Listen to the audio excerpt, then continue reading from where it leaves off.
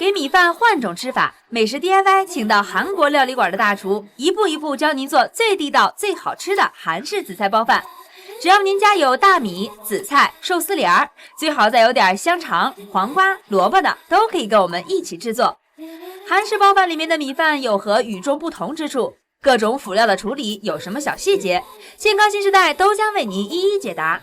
美食 DIY， 大家一起来，工具准备好，精彩马上来。走进健康新时代，快乐生活吃出来。您现在正在收看的就是每天带给你好味道以及很多养生知识的健康新时代，我是大嘴。今天我们这里进行的是美食 DIY。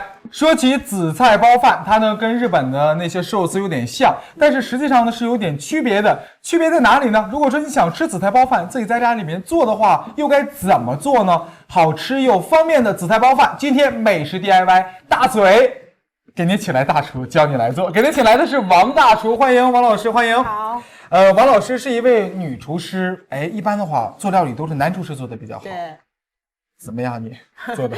因为我对料理比较喜欢，再就说韩国料理比较吸引我，因为它比较健康，然后做起来很有兴趣。好，跟着专业的王老师学习正宗的紫菜包饭。今天给您请来的营养健康老师是大家的老朋友了，欢迎营养健康老师王静老师，欢迎王静老师。大家好，两位老师都来了，紫菜包饭的配料都已经准备好了，现在就教你做正宗的韩式的紫菜包饭。见到你呢就眼馋，馋的是馋你做的美食。好，现在我教大家来包韩国寿司，也就是紫菜包饭。紫菜包饭在韩国呢，他们也是家喻户晓的一道美食。对，是不是每个韩国主妇都会做这道菜？对，都是很会料理的。然后再就说寿司比较容易学，再说带起来吃起来都比较方便。我看韩国韩剧，然后每次好像外出都要带寿司的。没错，他们去游玩的时候都会带一盒，对，很时尚。会做这道菜呢，你也可以拿到办公室呢去炫一下，献一下，可以。是，这边咱们已经给我们的老师准备好他需要的配料了，看到没？有这个生菜，对，这边有胡萝卜，还有它首先牛蒡，对，牛蒡，然后还有蟹肉、黄瓜，还有蟹肉，还有我们的火腿，就这些就可以了。这些就可以了。还有我们那边少不了的就是紫菜哦。对，好嘞。现在我先教大家，家里都会做米饭，因为每个主妇都会做米饭，是不是？对，没错，都会做。所以说嘛，我们就米饭里面有泡好的大米。怎么蒸这个紫菜包饭的米饭？对，其实你看，日本人和韩国人特别喜欢吃米饭。喜欢吃的理由是因为他们蒸的好，而且大米用的也好。对，怎么蒸呢？制作韩国料理紫菜包饭，必不可少的就是得蒸制一锅香糯 Q 弹的米饭。蒸米饭听着也太简单了吧？不过真要这么简单，咱还请王老师来干嘛呀？制作精细的韩国料理，连蒸米饭都有些讲究呢。怎样才能蒸制出一锅合格的米饭？王老师告诉您，这个米饭要首先泡的时候要泡30分钟，让米粒充分的把它泡足水分，然后搅一搅以后把它放到电饭锅里面，然后这个米饭做的时候比家里平常吃的米饭要稍硬一点，这样的话做起来的寿司。然后吃起来比较有嚼头比较筋道一些，有弹性，要香软弹滑的那种口感。好嘞，好，我们把米先沥水。沥水。我们这时候不需要就是来回的搓它，或者说再静置它。这已经洗过了。洗过了。对。而且这个大米尽量就是少洗，因为这个会流失很多的营养素的。然后现在我告诉大家怎么做米饭。好。先把米再放到锅里面。今天用的是多少米呢？现在这些米就是大约能有够3-4个人吃的米饭，3-4个人吃的米饭。然后摊平，然后加入水。加水的时候，这个手放的时候，把水梦到不要没过手背，然后刚到4指就可以了。这样做出来的米饭比较硬一点。不要没过你的手背。对，看到没有？就是你手的这个厚度，这个水。对，主要来衡量这个加水量的。没错。现在我们来蒸上米饭。好，放进我们的包里面去。好，我们呢？给它启动，现在开始，我们的包呢就慢慢的包着米饭。对，有米饭，那么紫菜包饭中还应该有什么呢？就是这些配料了，是不是？现在我们来准备蔬菜。蔬菜，给它都切一下。先黄瓜切成。我发现其实韩料的大厨很喜欢用这种小的这种长刀，用起来比较方便一些，因为它需要用到尖来沥。现在我们把黄瓜切成条，20公分左右长，跟紫菜的长度差不多就可以了。好，其实紫菜包饭，它这个主料是米饭。那米饭的营养素呢，单个来讲，它虽然不是很高，但是因为我们每天它当做主食来吃，吃的量比较大一些，所以说还是提供一些基础的营养元素。没错你像它是一个 B 族维生素的一个主要来源。而且呢，现在我们要提倡要蒸米饭，当然很少家庭现在用吃捞饭的这种习惯了。捞饭呢就会流失大量的 B 族维生素，而且呢，像烟酸啊，或者是核黄素，还有硫胺素呢，也会大量的流失掉。所以尽量的避免吃捞饭的习惯。哎，听到没？所以说这边哈，我们把米饭呢蒸好之后，直接卷起来就可以了。对，现在我们准备牛蒡。牛蒡，牛蒡呢，在日本、韩国人的家庭中好像经常的出现。对，而且你知道，韩国的主妇和日本的主妇呢，会以烹这个牛蒡，作为一个很骄傲的事情。因为这个牛蒡在韩国和日本啊，把它当做是一种保健和营养价值非常高的这种高档蔬菜。它呢是说可以和人参相媲美，有叫做东洋参的一种美誉。东洋参虽然说是这个根好，这个很粗糙，但是营养价值对非常一般。因为它的钙含量很高，蛋白质的含量很高，而且呢，它的纤维素含量又非常非常的丰富。你像它还有一种物质叫做牛蒡苷，都可以有这种降血脂、降血压的作用。降血脂、降血压，就是现代人应该多吃点的一种应该算是保健蔬菜，药食两用的一种药草，也是一种蔬菜。这个牛蒡它应该算是根部，还是属于是它就是这样的一个植物？我们吃的是它的根茎部。根茎部，对。好，这边我们的老师已经将牛蒡还有胡萝卜都切成丝了。对，现在把蟹肉劈开，然后火腿肠切成条，这些都是直接可以饮用的。所以说我们现在把胡萝卜手上放一点盐，腌一下它吗？腌制一下它，让它手上入味儿，手上沥一下水分。可咱卷饭的时候也一定要放一点点什么酱之类的，为什么还要再腌它呢？因为胡萝卜里面有水分嘛，杀一下水分，手上沥一下水分。如果说它这里面的水分不出来的话，这个水分容易把紫菜泡散软了。对，对。那其实我有一个问题啊，老师，你看咱这个方法呢，包括包的感觉，都是跟日本的寿司是一样的，为什么日本的叫紫菜包饭，就直接叫寿司不就算了？干嘛要紫菜包饭呢？因为它这个紫菜包饭，因为是把紫菜放在外面，然后把米饭包在里面，各种蔬菜进去了。因为日本的寿司呢，就是说是把米饭放在底下，上面放上各种鱼类之类的，对，握寿司之类的。对，这是蔬菜，然后把它包在里面，然后携带起来比较方便。哦，这样制作方法有一点点区别。然后而且我们这里边都是放那些生的料，生的料，对，包括都是蔬菜啊，包括一点猪肉啊，还有一点点蟹棒。但是我们这儿用的胡萝卜也是用生的，但从营养价值来讲呢，它因为它是一种脂溶性的一种维生素，最好呢就是和油一起烹调过，或者是呢和脂肪类的像肉类一起炖制，营养价值吸收更高。但是我们这个紫菜包饭为了讲究这种比较脆的口感，所以用了生的胡萝卜。那也可以把它其实炒一炒了。哎，对，也可以根据个人口味，可以把它烹饪一下，也可以的。紫菜包饭的第二步辅料切配，这就完成了。咱们用到了牛蒡丝、胡萝卜丝、黄瓜条、火腿肠条和蟹肉条，原材料这么丰富，营养当然也就更全面了。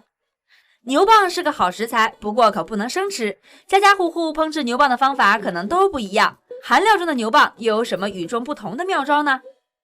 现在我们把牛蒡来加工一下。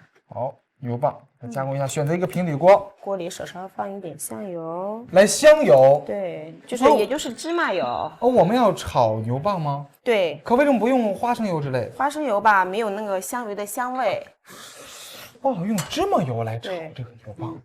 手上油不要太多，因为要不然会吃起来比较腻。其实你看哈，我们平时的时候在韩国料理店经常发现，这个香油用的量很多。对，吃烤肉喜欢蘸它，然后平时我们做菜的时候也喜欢用它。韩国人是不是特别喜欢用这个芝麻油来做菜？韩国人对香油特别喜欢。这个牛蒡啊很不容易炒的，因为它那个咬起来啊，炒不好的话会特别粗，根本咬不动。这样需要时间来靠一下，然后把那里面的牛蒡本身的水分比较手上靠干，然后吃起来比较有筋道性。有筋道。对，用香油炒牛蒡，您在家也可以尝试。牛蒡丝炒制片刻后，就加入少许盐、适量酱油、一杯水，大火炖至20分钟。等牛蒡丝中水分靠干，紫菜包饭中需要的牛蒡丝就差不多了。平时当做下饭的小咸菜也是非常不错的。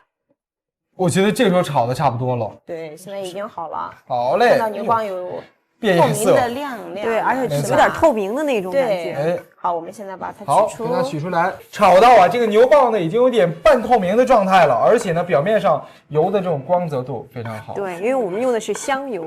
的确。对，现在呢，我们的米饭哈还在锅中蒸着，所有的配料呢需要再进行处理一番，还需要什么配料？现在我们来煎鸡蛋皮。蛋皮儿。对哎呦，在寿司中常出现。2个鸡蛋，2个鸡蛋，全蛋吗？对，好，2个鸡蛋做蛋皮喽。蛋皮呢搭配到里面去，有一份营养在。好，少放一点点盐。其实你看这个，虽然是一个小小的紫菜包饭，没错但是它可以把紫菜、鸡蛋、还有海鲜的营还养、有火腿的米饭，营养、对，米饭，全都包容在一起了。包括紫菜的营养。对，它就完全可以提供人体所需要的3大营养素，而且还可以提供一些钙啊、磷啊、铁这种微量的元素在里边了。一口这个紫菜包饭下去，就等于是达到了膳食平衡。对，摊蛋皮儿呢是需要一些技巧的。那今天的技巧告诉你，第一步，现在用一个方形的锅，是不是？不粘锅。不粘锅。对，里面手上倒一点油。来点油。少倒一点，不要太多。好，今天用的油呢也是健康新时代给您重磅推荐的，那就是胡姬花古法小榨花生油。这种油呢，它是用古代那种压榨油的方式制作出来的，有浓浓的花生香味。待锅手勺一热，手放到上面能感觉到微微的热量，就是一点点油，有点微微热量就可以了。那韩式的料理非常的少油。没错，刚才我们炒牛蒡是用了一点点香油，一点点的香油。这个做那个蛋皮也是用了一点点的花生油，那么一丁点点。对，哎呦，也很节约。说实话，我们摊蛋皮的时候火力是什么样子？小火，一定要小火。对。然后现在慢慢的把锅抬起来，然后让鸡蛋均匀的把它摊到锅底儿。哇，就是说让这个流动的蛋皮儿呢蔓延到你锅的4个角落，哎，这样就可以了。记住这个火力要特别的小，不小的话呢，可能说你有一边已经焦了，你这控制不好，是不是？对，你看到上面的鸡蛋稍稍有点硬硬的感觉，晃动的时候不是很软，就可以翻制。这时候火千万要小。哎，我觉得差不多了，马老师，你看，对，4外边包括已经全都凝固了。对，现在就成中间了。好，开始。哇，来，很快哦。您在家里面筷子挑一挑就可以，是不是？好，对啊，没错。我看到这边翻过来之后，有一些位置好，虽然说有一点点干一点，但是那个味道应该是不错。最棒的，现在已经好了。好了，我们把它取出来。很简单哈，好嘞，扣出来就可以了。扣出来，有鸡蛋的香味出来了。我们在家里就可以把它平碎3刀。又一个配料已经准备好了。那我看到哈，其实我们这边记住，黄瓜是腌的，胡萝卜是腌的，我们这边香肠包括我们的蟹肉也都是切好的，就可以了。好，接下来我们做什么呢？现在米饭给它取出来，米饭已经到时间了。提前呢，我们已经将大家哈这个米饭呢蒸好了之后，然后呢给它带凉，带凉的时候你操作起来容易一点，是吧？对。而且你看，老师刚才教我们这方法，蒸出来的米饭呢颗颗饱满，而且闻起来的时候也是香喷喷的。对，米香味很浓，估计一会儿吃起来会达到那种香软弹滑的口感。现在教大家把米饭拌一下，让它入味儿。要拌一下它。对，我们这个用到香油。拌香油。对，香油吃多了对人体有好处，有利于消化。对对对，所以说韩国人比较选择香油比较多。这个香油拌进米饭里面去，需要很多的量吗？不需要很多的量。这样4勺就可以了。好，不要太多。少许的咸盐，来点盐。对，根据个人的口味可以放适量的芝麻进去，应该可以放一点。对，这样的话嚼起来比较有香，而且增加一份营养。韩国人真是很喜欢芝麻，芝麻香油。没错。那我们搅拌一下，搅一搅它。拌的时候一定要均匀一点，因为米饭手稍放凉一点的话，米饭也许会手稍成团，所以拌的时候一定要均匀一点，这样在你后面制作的时候就不会造成一样的麻烦。哎，好，现在米饭已经处理好了，接下来我们开始正式的卷了。对，卷米饭呢，你在家里一定得选择一个这样的寿司帘，然后我们的紫菜。这种大片的紫菜，实际上超市当中、市场上都有卖。对，而且紫菜的碘含量很高，常吃呢还可以提高人体的免疫力。因为是海藻类的。在包制的时候要看一下紫菜由于翻正面，比较光滑的这面朝下，光滑这面朝下，这个糙的面朝上。如果说这个卷在里面又会怎样？包完了以后不光滑，外观翻一边不好看。对，现在米饭轻轻的把它摊到一角菜上面，全部。对。胸前的这一块把米饭手稍厚一点可以，然后越上前的时候要薄一点，因为有利于待会儿卷起来的时候不会出现都是一样圆粗。就是说你这个紫菜中间的位置可能说米饭呢和其他配料厚一点，但四外周呢防止它溢出来要轻薄一点点，轻薄一点。因为我觉得紫菜包饭最难的就是好像这个最后一个卷的过程。卷的过程，对，因为在家里做，我自己在家里做总是很松散，好像没错不像那个到包括有的时候我们去吃的那种。判定一个韩国料理师做紫菜包饭好不好，或者是日本料理师好不好，就看他有没有够紧，这是第一个最直观的感觉。那我就不合格了。好，现在我教大家把这个材料放进去，顺序。这个先后顺序有要求吗？啊，没有要求，就是为了外观好看，根据自己的喜好，对美的那种认识，色彩的搭配。哎，还要放生菜的。然后蛋皮，一小层蛋皮，哇，有了黄颜色和绿颜色，立刻绽放了这种。对，现在呢可以看到胡萝卜里面已经杀出水分来了，所以在放置的时候要用手轻轻的捏一下里面的水分，沥干水分。对，不用冲它吗？不用冲，不用冲。对，这些都是一些丝之类的，所以说要先放，用长条把它夹到里面，这样对后来包起来的时候比较方便一些。还有防止它散，把丝儿的放在里边去，然后呢，宽大的放在两上下的两端，对，我们的炒牛蒡，牛蒡可以多放一点，因为对身体香。好，再加点儿。没错。好，黄瓜也是腌制的，腌制的，沥一下水分，把水分沥干。然后放在边上。做这种紫菜包饭，黄瓜很重要的，不然的话吃起来的时候会感觉水分不足，干巴巴的。对，这样火腿，来一个火腿，蟹肉，来一个蟹肉。那还有放大根儿，不好意思，大根儿忘准备了，所以现在我帮大家切一下。就是做我们的寿司，怎么可能少得了萝卜的这种腌制的呢？是不是？像大根儿就是萝卜，就是萝卜腌制的萝卜。它是一种特殊品种的萝卜吗？不是，就是白萝卜。白萝卜一腌的话就会变黄。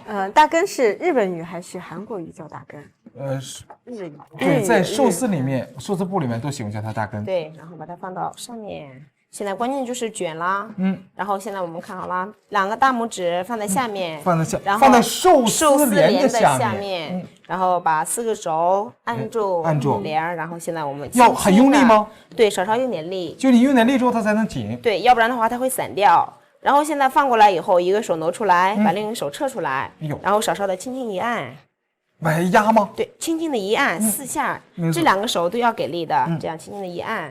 然后现在帘轻轻的往前推就可以了。哇哦！想让它紧，你手上的劲儿呢就得使点劲儿往下压。现在寿司就出来了。很棒，很棒，很棒，很棒！你看到这个寿司卷起来呢，现在看起来感觉好像是里面没什么内容，就是黑黑的一条，但切开之后，它的剖面肯定会很漂亮的。切的时候刀要轻轻的上去，然后来回蹭把它切断。如果直接按下的话，寿司会变形。我看到今天怎么不沾刀哎？咱这个米粒，在这个米粒里面，因为刚才放进去香油了嘛，所以说切的时候一点都不会沾，一点都不沾。所以我刚才看着王大厨用手在这个抓这个米饭的时候，也不会沾到手上，是不是也是因为放了香油的缘故？的确，有香油，会滑一点。我觉得紫菜包饭这样切开以后呢，是花儿一样的紫菜包饭。没错，因为里面呢颜色很复合，有黄的，有绿的，有橘黄色，还有什么就会有这个白色的米饭。好，来摆盘。当然还有黑色的牛蒡，点缀一下，放在我们的盘子里面去，很漂亮。我突然间萌发了一个惊天地泣鬼神的想法。要干嘛？我要学习做一个紫菜包饭，这样呢才能让你看得清清楚楚，是不是？我看到今天呢，咱们这边你好像把所有的配料都用光了，我用什么？现在这边还剩一些，你可以还剩一点，这就可以。对，然后现在还有一些泡菜，泡菜也能做紫菜包饭。紫菜包饭。好，我们一会儿呢，我的紫菜包饭和这边呢，我们这个紫菜包饭一起 PK 一下。那肯定是我的事嘛，如果是我试的话，是不是？赶快，我先跟着我们的大厨学习一下。我也准备一个手套。对，好嘞，现在呢，大嘴要开始做一个特别的包饭，记住这个光滑的面呢放在外面，这样呢凸显的一会儿光泽都很好。这个你已经抓好了，是不是？老师，好了，我就不用再抓了。记得把这个呢先从一边摊，揉它，对，要清淡，对它要温柔一点，这样呢它才能出来好的口感，是不是？可我发现摊它的时候，为什么它不会跟我的你手不要平平，稍稍弯曲一点，要抓一抓它，哦，对这个感觉好。你要跟着感觉走，千万不能用那个蛮劲，是不是？太厚了吧？啊，不厚，不厚吗这都不够。来压压它，好嘞。因为好像这个米饭粘到这个紫菜上以后，就马上就粘连在一起了啊。没错没错，好，不是那么容易摊开。其实你看哈，它这按它的时候还挺麻烦的，因为你发现给它弄成一个平面有点复杂。但记得老师跟大家说过了，这个4外粥呢，我们是什么？我们是要用很少，中间呢可以用很多，是不是？对，少少一点，不要太明显，要不然卷起来会不均匀呀。给你讲，电视机前的好男人们会做紫菜包饭，给自己心爱的人吃，多幸福！好嘞，这边手上来一点，现在可以啊，这边还来一点补一下，好嘞。来这边 OK， 这边好，现在我们放生菜，别忘了哦，生菜。好嘞，放在这边，然后放入鸡蛋啊，鸡蛋蛋皮，对，好，1张蛋皮，哇，很棒。然后呢，放入我们的黄瓜，先放胡萝卜，先放丝，然后你再放到中间，没错要不然你卷的时候会往外拧一下水。好，要沥一下水分，水，咱呢可以多来一点儿，真是好吃啊！接下来我们放什么？大根儿来一条，放在边上，好，放在边上。哎，对，一定要记得放在边上，不能太苦。然后我们的黄瓜，我们的香肠，来一条，蟹肉来一条，黄瓜，记住沥干水分的黄瓜。对，放在上在面，上面看到没有？很棒，是不是很完美？好嘞，然后还有泡菜，哎，这对，在这个个进去的食材吧，根据个人的口味可以放任何的泡菜。如果有喜欢吃肉松的人，可以把里面的材料稍稍减掉一些，放一些肉松进去不。用放点什么沙拉酱之类的，沙拉酱少少放一点也可以，也可以，随便了。对。接下来我们做什么？卷它，我看一下。把两个手放在指梁的下面，没错，按住。你一定要记得要发力的，你看到没？对，然后按下去，其中一个手先撤出来。哦，对，这个先撤出来，然后按住。好，这卷寿司，您手上可一定要用点劲儿呀，不然就会出现这种情况了。往前推，按住的同时，轻轻的往前推。记住手要给力的。好嘞，哇，一个完美的泡菜寿司紫菜包饭即将展示出来了，哇！完美吗？怎么一口一口血？没有，这是一个很完美的，怎么样？大功告成了，看到没？这是一个非常好的。那么里面切开什么样呢？来，我们给它切开好不好？好嘞，切开它，轻轻的锯一下。对呀，哎，其实我在想呀，老师，为什么我们这一切边的话，它会散成这样？因为你边上米饭不是少吗？然后它两头交接粘不住，不是吗？对。所以说你要往前面切一下，再就是切的时候，这个底部粘的那个面儿，让它放到底下。哦，放在底下。对。真是好。现在切来试试看。好嘞。这边宽一点切。OK， 可以宽一点是吧？哎，对。好。哎 ，OK， 你看，你可以宽一点，很好，很棒。发自内心的是不是？对，确实是很棒。我能听得出来，你真的是发自内心。好嘞。在王老师的指导下，大嘴这紫菜包饭做的也算成功了。OK， 很棒的一个。那么我呢，选了一个圆的盘子，给它装起来。韩国紫菜包饭做法其实非常简单，只要你用点耐心，也可以在家 DIY 出地道的韩式料理。大功告成，看到没有？简单易学。大嘴的悟性其实不好，但是呢，简单老师指点一下就可以 OK 了。那么2份哈，一份是老师的，一份是我做的。王健老师，你先尝一尝好不好？您做个判断。吃紫菜包饭和寿司呢，一定得一口下去，因为这样利于食材相互的之间一起咀嚼。所以说放胆。我有张大嘴。